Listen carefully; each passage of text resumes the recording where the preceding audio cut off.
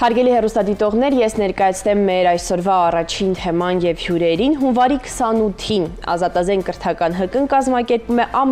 ամենամյա քայլարշավ եւ ազգային պարերի միջոցառում, նվիրված հայկական բանակի օրվան։ Միջոցառումն իր բնույթով եզակի է, քանի որ Ազատազեն կրթական ՀԿ-ի մեծ քայլարշավին 2025 թվականին մասնակցել է ավելի քան 500 մարդ։ Այս տարի քայլարշավը կրում է ուժ եւ միասնություն խորագիրը, նպատակ ունենալով միասնաբար տոնելու այս կարևոր եւ հիշարժան օրը, ամրապնդելու համախմբվածության գաղափարը եւ փաստելու, որ համատեղ ջանքերով մենք ունակ ենք հաղթահարելու դժվարությունները։ Ովքեր են եւ ինչ կազմակերպություն է, ինչ գործունեություն եք ծավալելու, ներկայացնեմ ես մեր այսօրվա հյուրերին, Ազատազեն կրթական հասարակական կազմակերպության գործադիր տնօրեն Նաղաշ Բաղդասարյան, Ազատազեն կրթական հասարակական կազմակերպության ուժի եւ միասնության քայլարշավ բանակի տոնի արդիվ նախագծի պատասխանատու Հասմիկ Ապրեսյան։ Լույս առավոտի։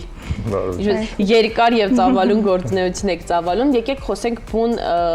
միջոցառման մասին, բայց մինչ այդ կցանկանամ ինձ նաեւ Ազատազենի մասին պատմեք, ինչքանով էլ որ տեղյակ են մեր հեռուստադիտողները, այդուհանդերձ այսպեսի սկսենք ակունքներից։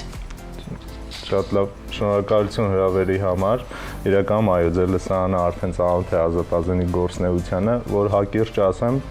Ազատազենը զբաղվում է Հայաստանում զենքի մշակույթի տարածմամբ եւ զարգացմամբ, տարբեր դասընթացներ ենք իրականացնում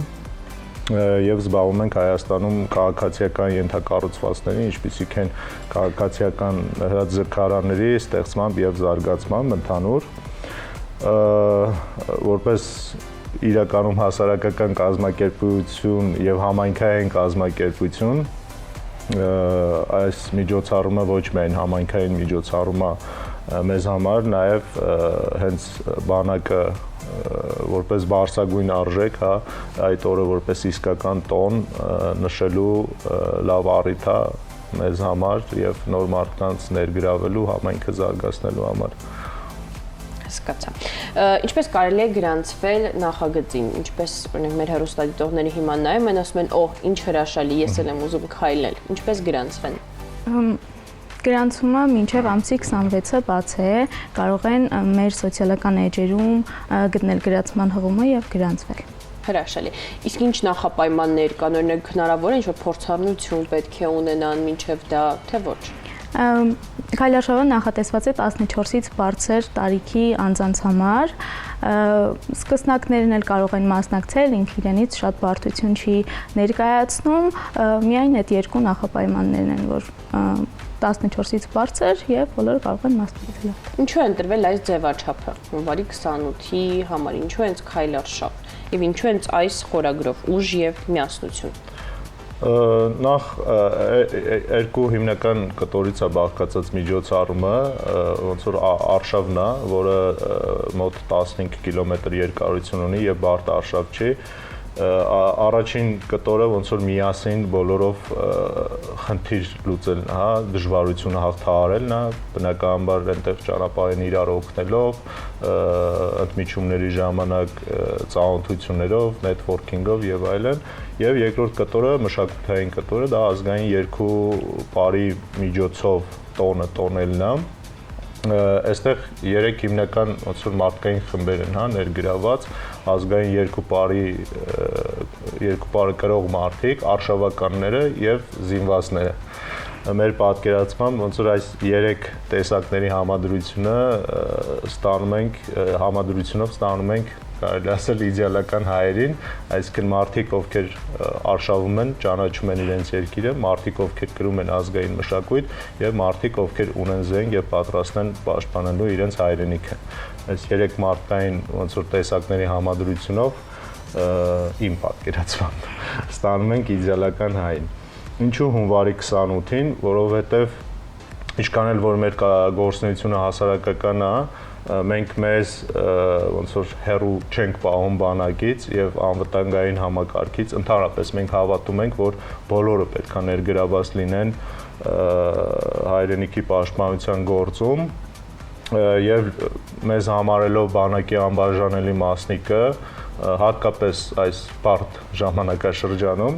որտեղ որ կարող է եւ ոմանց համար մի քիչ տարօրինակ է բանակի տոնը այսպես մեծ շուկով նշելը, այսպես սիմվոլիկայով, բայց մենք գիտենք, որ ոնց որ բարդությունները անկախ ներկայ իրավիճակից, անկախ բանակի ներկայ իրավիճակից գիտենք, որ բարդությունները դրանք ժամանակավոր են եւ պետքա դիմակայություն ունենալ այս նմանատիպ կարևոր տոները նշելով նաեւ տարանջատել կարևորն ու անկարևորը։ Իսկ բանակի տոնը մեր համոզմամբ դա շատ կարևոր տոն է եւ ընդհանրապես զինված ուժերը դա հայ ժողովրդի համար զինված ուժեր ունենալը դա դարավոր երազանք է եղել, էլի։ Հիմա միջոցառման նպատակն է նաեւ հենց դա շեշտադրելը, որ անկախ իրավիճակից, անկախ դժվարություններից, անկախ ժամանակաշրջանից խաղաղության միևնույնն է ոնց որ բանակը շարունակում է լինել բարձրագույն արժեքն էս համար։ Ինչ հրաշալի։ Այսպես դուք ներկայացնում եք, բայց ես կարծում եմ, որ պետք է մի փոքր փակագծերը բացենք, հստակ օրակարգ կա ամսի 28-ին, որտեղ ենք հավաքվում, այդ քայլարշավը որտեղ է լինելու, խուստուկ չեմ բարձրանում ենթադրում, քանի որ ասում եք շատ պարզ է ամեն ինչ, բայց ընդհանուր օրակարգը ինչպիսին է, ես երբևէ այդպիսի ծավալուն քայլարշավի չեմ մասնակցել, բայց տեսել եմ տարբեր տեսանյութեր, որ այդպես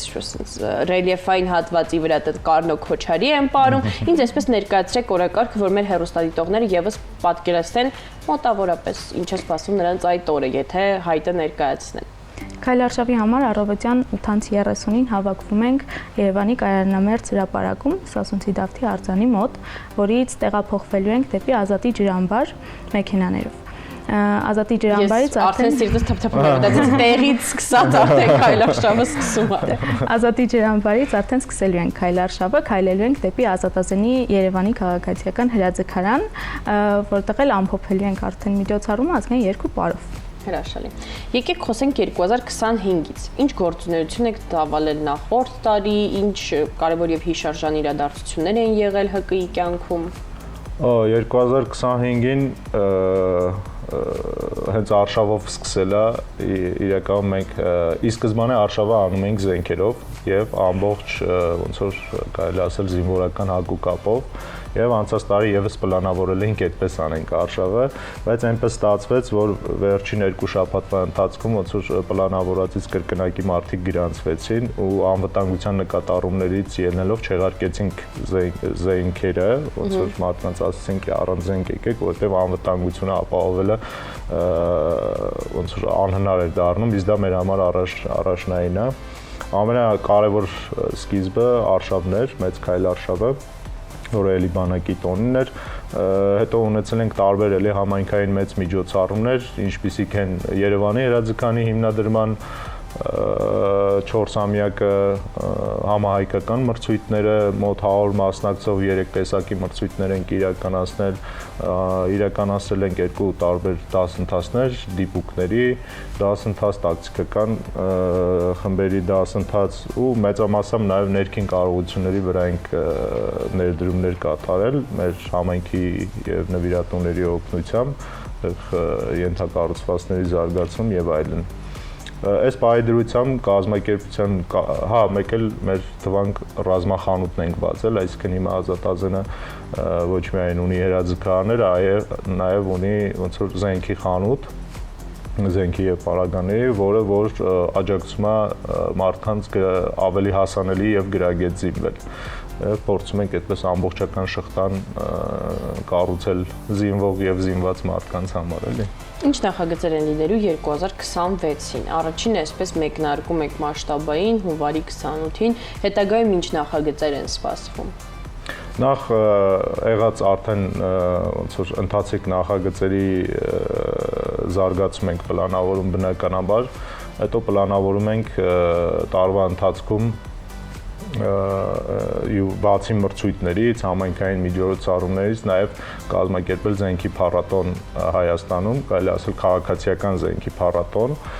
որը որ հնարավորություն կտա ոնց որ զենք ունեցող մարդկանց կազմակերպություններին ոնց որ հարթակ ստեղծել, որտեղ որ մարդիկ ներկայացնեն այդ ամբողջը ցուցադրության, շփումների եւ տարբեր ձևաչափերի միջոցով, այդ ամենամեծ միջոցառումներից մեկն է եւ նոր հրաձգարանների կառուցումն է, որը էլի շատ կարեւոր է, տարբեր հիմնականում մեծ քաղաքներում մենք նպատակ ունենք բոլոր մարզերում եւ մեծ քաղաքներում ունենալ քաղաքացիական հրաձգարաններ կառուցել։ Եվ առանցքային կտորներից մեկը դա դասընթացների ծավալային մասշտաբային զարգացումն է։ Ունենալու ենք դիպուկներին նոր դասեր, ունենալու ենք տակտիկական դասեր, ԱԹՍ վարման եւ կառուցման ինժեներական դասընթացներ, մնացած ոնց որ ներքին ծրագրերը, որ իրենք փոքր ծրագրեր են, բայց շատ կարեւոր են ներքին զարգացման համար։ Հրաշալի։ Շնորհակալ եմ շատ մեզ հյուր գալու համար։ Հույսն է մեր հեռուստադիտողները բավականին բաներ քաղեցին այս ամեն ինչ եւ հայտադիմումների քանակը մի փոքր կբարձրանա, անգամ տեղ ու տարապ չեք ունենա։ Ձեզ հաջողություն այս պատասխանատու եւ կարեւոր գործում եւս մեկ անգամ շնորհակալ ենք, որ ժամանակ հատկացրեցիք եւ եկաք մեր տաղավար։ Շնորհակալություն։ Մենք ենք շնորհակալ, դուք եւս համեցեք մեր արշավին։ Փորձեմ, ես չեմ, տեսեք, սա այն տիրույթն է, որ չեմ կարող խոստանալ, որ ես ներկա կգտնվեմ, բայց վստահ եմ, որ մեր հեռուստադիտողներից շատերը այնտեղ են լինելու։ Շնորհակալություն մեր հեռուստադիտողներին, չենք փոխում հեռուստաալիքը, մնում ենք Կենտրոն հեռուստաընկերության եթերում, դիտում ենք կարճատև գովազդ եւ դիմավորում մեր հաջորդ հյուրին։